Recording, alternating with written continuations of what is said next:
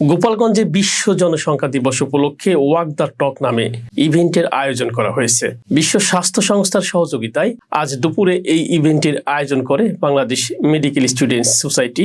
গোপালগঞ্জ জেলা প্রতিনিধি জানান, ইভেন্টের অংশ হিসেবে গোপালগঞ্জের শেখ সায়রা খাতুন মেডিকেল কলেজে অনুষ্ঠিত হয় সেমিনার, র্যালি ও ছবি প্রদর্শনী, যা বিশ্ব জনসংখ্যা দিবসকে প্রচার করে।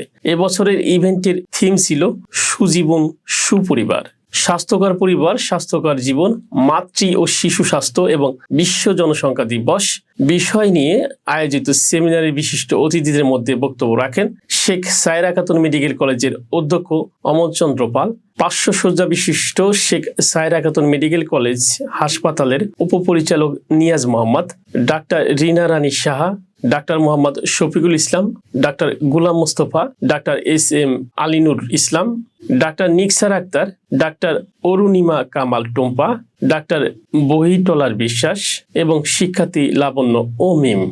বক্তারা জনস্বাস্থ্য, পরিবার পরিকল্পনা ও সুজীবন যাপনের গুরুত্বের বিভিন্ন দিক তুলে ধরেন।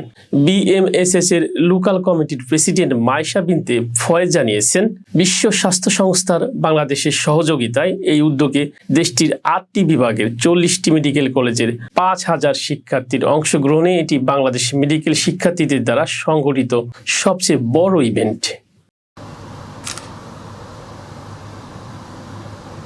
Dr. Humayun Kabir sir for sponsoring us in the healthy lifestyle for a healthier humanity.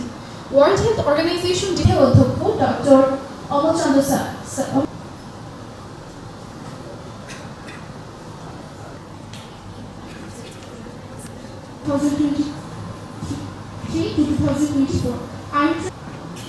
The main theme is regarding health.